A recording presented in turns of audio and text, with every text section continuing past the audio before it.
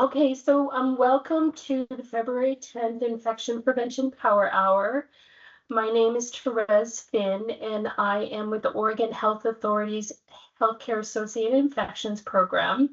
And I am the MDRO infection preventionist for Western Oregon. So welcome. And today we're going to be talking about disinfectant selection and assessing effectiveness of cleaning.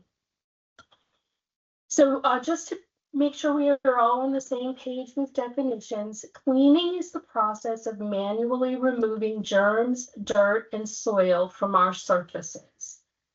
Sanitizing is done after cleaning, and it is to reduce the level of germs so that those surfaces are safe. And sanitizing is used most often in relation to food handling surfaces. And then our focus today is in disinfecting, and that is after cleaning, applying chemicals to surfaces to kill any remaining microorganisms. I'm not going to go into a lot of detail of the mechanics for cleaning, as that could really take, 2, 3, 4 sessions. But for more details on cleaning principles, I do have a link that I'll include in the follow-up email, some resources for cleaning procedures from the CDC. But general cleaning principles is that we want to proceed from a cleaner area to a dirtier one to prevent the risk of cross-contamination from that dirty area back to the cleaner area. That also means that we want to start where the patient is in the room and their direct contact items, and then moving outward from there to items touched during patient care and then shared equipment and common surfaces. We want to be cleaning from low touch. We want to clean our low touch surfaces before our high touch surfaces. We want to clean high areas to low. Again, as I mentioned, patient zones, and then we do the toileting area last upon doing the floor and leaving the room. We want to make sure that our staff are using fresh solution at the beginning of each round of cleaning, and we want to prevent any double dipping into our disinfectant solution. So anytime a mop or a dirty mop or a cloth goes back into that solution, the solution needs to be discarded and replaced. And then also, this might be newer to some of us, but we don't want to leave mops and cloths soaking in the solution for the duration of that cleaning cycle. We want to basically keep those items dry until we're ready to use them, and then do wet and wipe. And then lastly, we clean the floors on our way out of the room. It's important that we provide for and train to standard work instructions for each area and type of cleaning to be performed. We want to assess the area to be cleaned, and this really requires determining what is needed for that episode of cleaning. So we want to consider soil level, what's the complexity of the environment and the surfaces in that environment. And then also importantly, is there fat or oils present? Because in those situations, we need to make sure we have a surfactant that's going to break down those fats and oils. Ideally, our germicides both clean and disinfect. So that really is the ideal. And you want to make sure we're wanting to make sure we choose the right product for the highest risk pathogens for the setting that we're working in. So, having those broader kill claims for disinfectants are important in acute care settings, procedure areas, surgical centers, and emergency departments, those areas where we have the higher intensity of and invasiveness of care. Based on the product that you're using, you want to make sure your staff have the proper appropriate personal protective equipment, that the concentration is according to the manufacturer's instructions, and I'm going to talk a little bit more about this later in the session. And then it's also important to move equipment or items that prevent effective cleaning. So for instance, move your wheeled carts away so that you can clean the floor or wall under and behind it.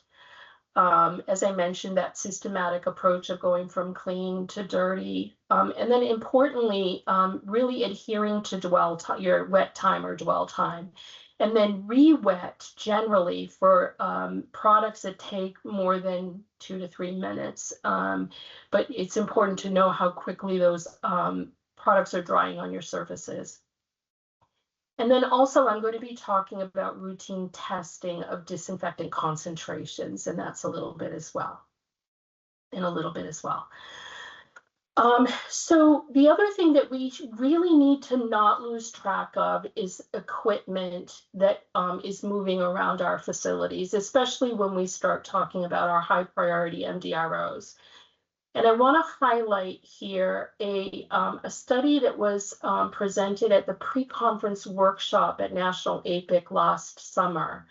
The session was cleaning, disinfecting, and sterilization. And Curtis Donsky presented a paper titled Beyond High Touch Surfaces, Portable Equipment and Floors as Potential Sources of Transmission of Healthcare Infection Associated Pathogens. And we'll drop a link to that document in the chat, and it will also be included in the follow-up email. But essentially what they did was they tracked 800 wheelchair transports in this medical center over a 3-day period. And this graphic shows the movement of these wheelchairs. The yellow color is in the acute care setting, and then the blue is either long-term care or outpatient. And you can see here that there's a whole lot of movement. This particular article calls out the importance of, in particular, thermometers and wheelchairs, but also respiratory care equipment, ultrasound probes, pressure transducers, and ECG leads, and making sure that they're adequately cleaned and disinfected. So very interesting article about what they found with the amount of movement happening within the facility. So because I'm the MDRO infection preventionist, I'm very interested in understanding biofilms and how they impact our cleaning and disinfecting and patient outcomes. So I want to talk a little bit about biofilms. And essentially, a biofilm is formed when microorganisms stick together, the cells themselves stick together and on a surface. And they represent, this is a 3-dimensional community lifestyle. And sometimes it's referred to, I've heard it referred to as cities, built of structural proteins that are produced by the microorganisms themselves. And this allows them within the city to share nutrients, to share a system for removing toxins and antibiotics, as well as attacks from the immune system. So this is kind of the microbial fort, right? And it's important to realize that these biofilms can form in our environment, which is where I first really started becoming aware of them, sinks and drains. But they also can form in or on the body. So, a biofilm on a Foley catheter or, a central line, or on the skin of a patient who's colonized. So an example of a biofilm is dental plaque, right? So we have dental plaque on our teeth, and that's a biofilm. These environments are also important for us from an MDRO perspective, because this is where they are able to transfer genes when they have the capacity between these organisms. And this results in, can result in an increase in the virulence factor of these organisms. So these biofilms are very important to us in healthcare. I want to thank my colleague Heather Herzl, who helped me put this together in a very simple way. And essentially what happens is that we have pioneering microorganisms who begin to establish a settlement through their adherence to each other and the surface. And the second stage is they begin to grow. So that settlement develops into a city as the bacteria begin to build and develop this protective matrix. And then the last stage occurs as the city grows and some bacteria decide to move away and colonize some other surfaces. So that's kind of the life cycle of a biofilm. A little bit of a fun fact, my family and I took a trip to Yellowstone last summer and had the incredible chance to see the Yellowstone geysers. And I learned that they are really a diverse group. There is a diverse group of what they call extremophiles that thrive in these hydrothermal environments that have very high temperatures as well as sometimes very high acid environments. So that these biofilms work to help them survive these harsh conditions and also create these visually stunning environments for us to observe. So that's a little bit of a biofilm fun fact. So I'm going to dive into Candidozyma auris a little bit, also known previously to most of us as, or all of us really, as Candida auris. And we'll drop a link here for an article that's a good reference, but I want to talk a little bit about, what is Candida auris and why do we worry about it? So Candida auris is a fungal pathogen that's considered an emerging global public health threat. It has spread very rapidly throughout the globe, and it has it's very efficient at colonizing skin, persisting on surfaces, and rapidly disseminating in healthcare settings. It's resistant to disinfectants that are commonly used in many of our healthcare settings, particularly our quaternary ammonia products. And it has demonstrated the ability to persist on hard surfaces within the healthcare settings, on floors, curtains, walls, windows, bed rails, equipment, monitors, etc. And it's been shown to be able to survive on dry surfaces for up to 2 to 3 weeks. So for these reasons, it actually poses a risk for infection transmission, sometimes for weeks after that patient, known or unknown, has left that environment. The other thing that's important about Candidozyma auris is that it's often resistant to our first-line antifungal therapies, echinocandins, which is kind of like the penicillin of fungal organisms. So this is a very important first-line medication for someone who has a fungal infection. As far as the Candida auris outcomes are concerned, the median age for infection with this organism is 68.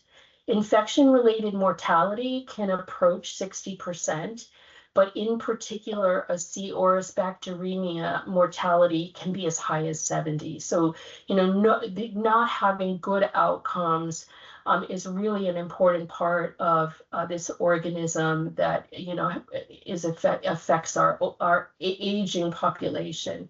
It also can be an expensive and care-intensive infection, requiring hospital stays between 46 to 78 days, and about 75% of the patients that are part of this EID paper required ICU stay. So again,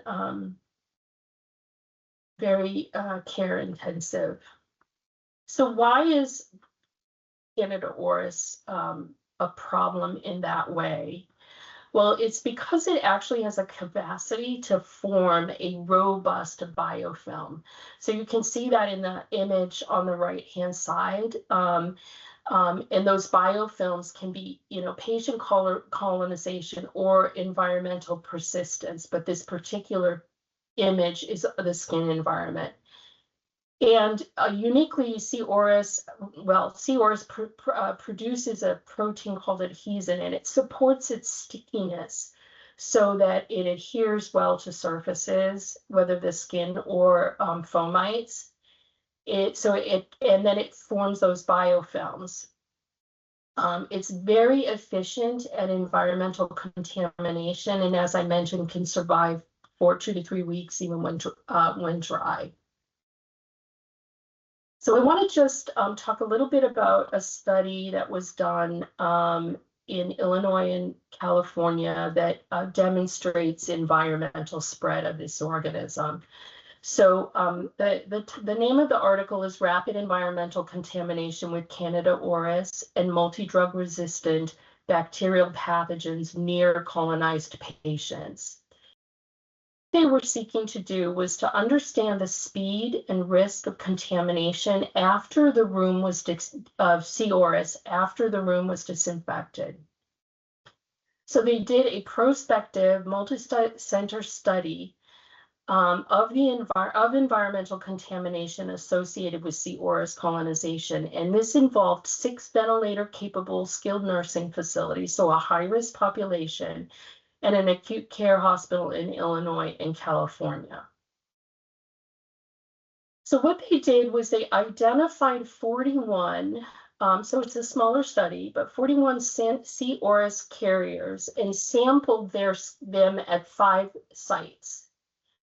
And then they sampled the environment, nearby surfaces within the room, and that includes that bed rail, the bed handrail, the call remote button, the nightstand, the footboard, and the overbed table. Then the room was routinely disinfected by the EVS staff, and an additional step was made where cleaning and disinfection was done by the research staff. So they really wanted to make sure they had a good clean.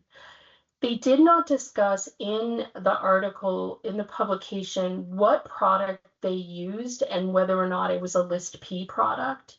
So I don't know that. But then what they did was they began to sample those sites immediately after disinfection, and then repeated it at 4-hour intervals for 12 hours. The samples that were collected, they cultured them for MDRO as well as for Candida auris. So what did they find? They found that the colonized body sites that were sampled for those patients that were known to be colonized, the palms and fingers, 76% were positive, and the nares, 71% were positive, which I found very interesting. I know we don't test those sites, that we typically do the axilla and groin. And I don't know if Heather wants to jump in and speak to that a little, but it's my understanding is that it's because the lab hasn't established a protocol for doing that. And then, so for me, this really highlighted the importance of providing hand hygiene for patients who are colonized with CPOs and Candida auris to reduce their ability to transfer the organism in their environment. So they found that 21% of the room surfaces where contamination occurred was within the 4 hours after disinfection. So you can see here is when the disinfection started.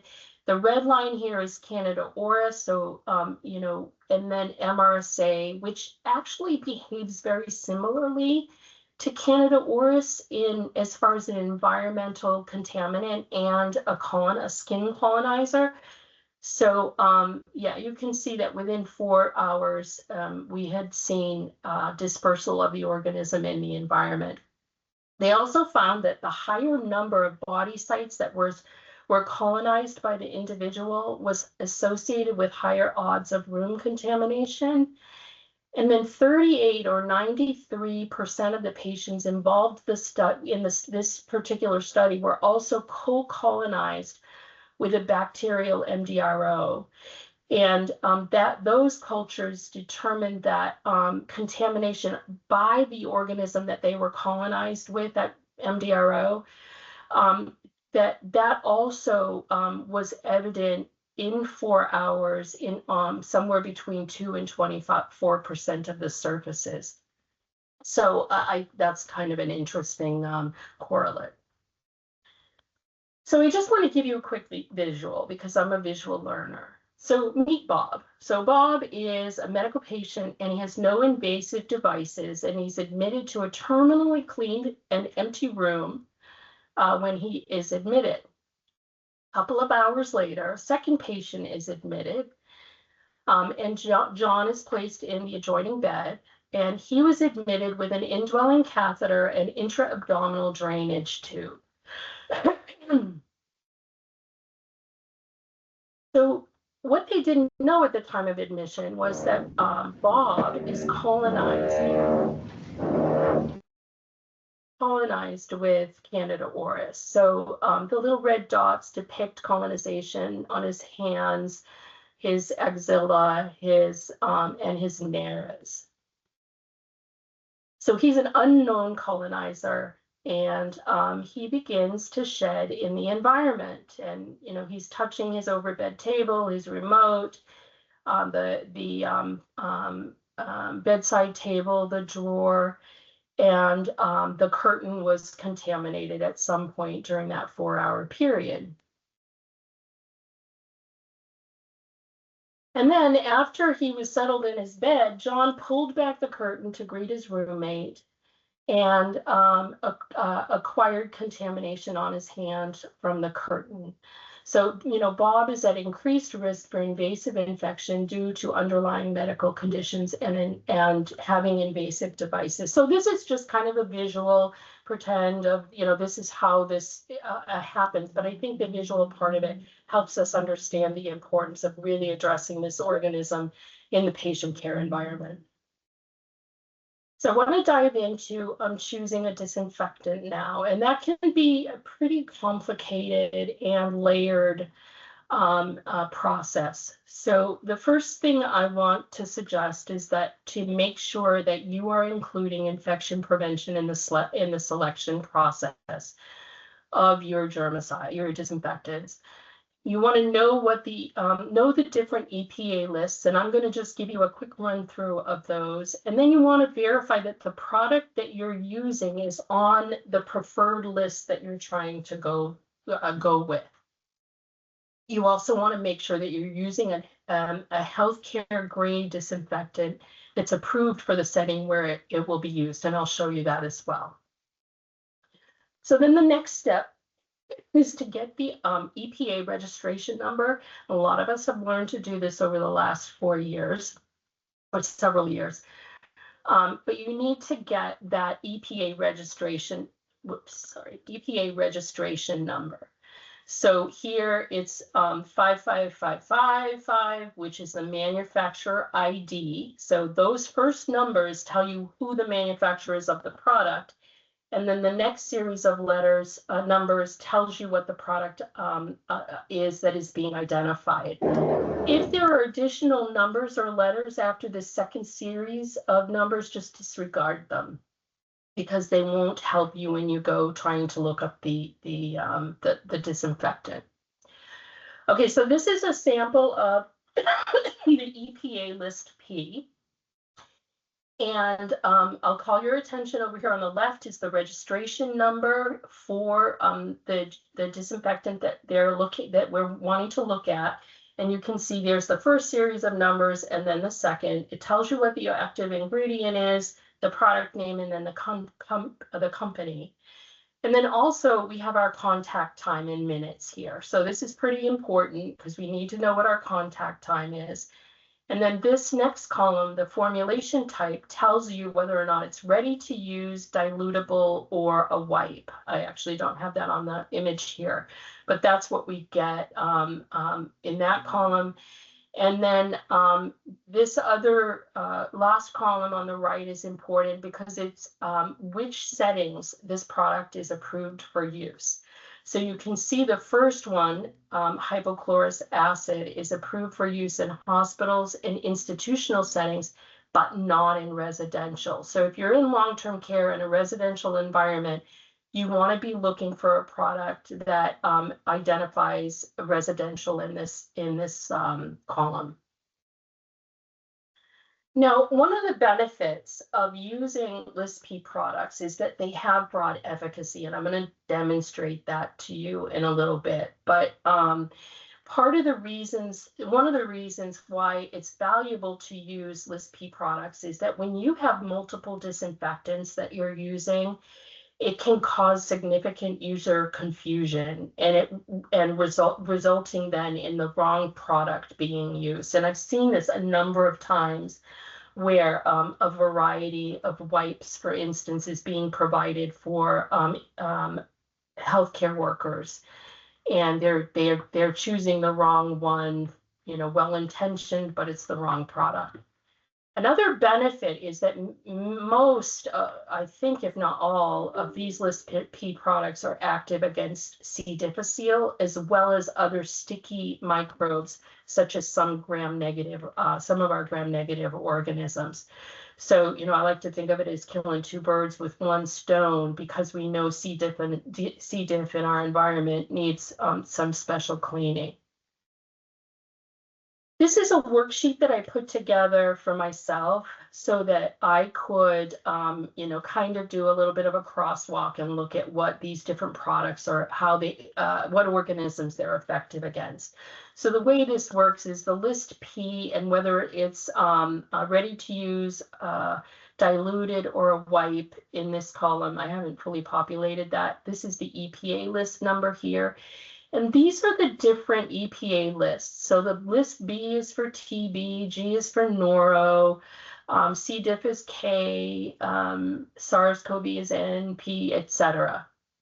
And what you can do here, and these comment sections, the little purple mark will tell you what the active ingredient is if you hover over it. But then you can go and you can look across at, for instance, this Avert product. It has no claim against TB. I'm not sure why, but it doesn't make a TB claim, but it does have a 1-minute contact time for noro, VRE, and MRSA, 4 minutes for C. diff, 5 for H5N1, and then here 1 minute for C. auris. So then what you can do is you can go down the list and see which product you can use that has the broadest efficacy against the greatest number of organisms.